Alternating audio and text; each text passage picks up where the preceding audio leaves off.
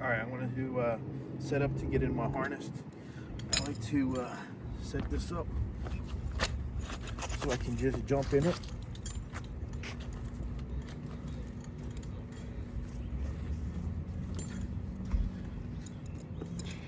When it wants to cooperate.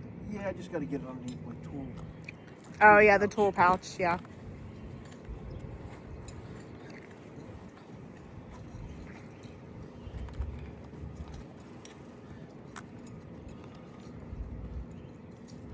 All right, I'm in.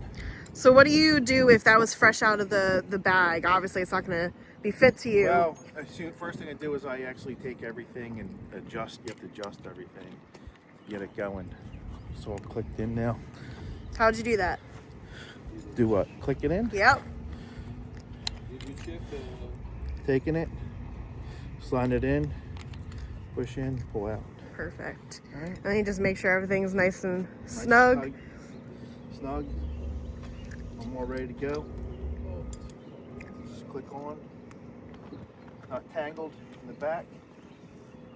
So. All right. Perfect. You're ready to ride that boom lift. Yes, sir. Yes, ma'am.